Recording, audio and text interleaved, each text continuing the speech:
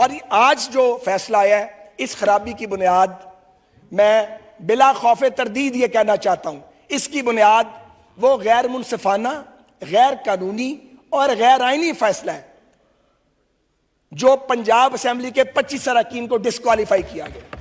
وہ اس خرابی کی بنیاد ہے کہ تمہارے ووٹ بھی نہیں گنے جائیں گے اور تمہیں ڈسکوالیفائی بھی کیا جائے گا۔ گویا جرم نہیں کیا مگر تمہیں ڈسکوالیفائی کر دیا گیا ہے۔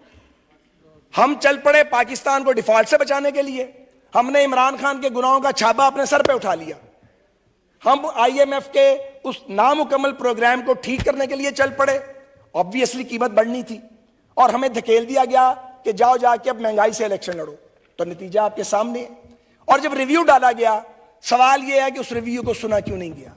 آپ نے ریویو کو بیک برنر میں کیوں ڈالا؟ یہ کس طرح کا انصاف ہے؟ یہ آپ کی مرضی کا انصاف ہے بھائی، جب دل کرے انصاف دے دیں گے، جب دل کرے تو انصاف نہیں دیں گے۔ پاکستان 22 کروڑ گونگوں، بہروں اور اندھوں کا ملک تو نہیں ہے نا جی۔ اور یہاں جو لوگ بیٹھے ہوئے ہیں وہ تو سارے 13 بار جیل کاٹ آئے ہیں، ڈسکوالیفکیشنز کا بھی کوئی خوف نہیں ہے کسی کو۔ تو کیا اس ملک کو اس طرح لے کے چلنا ہے؟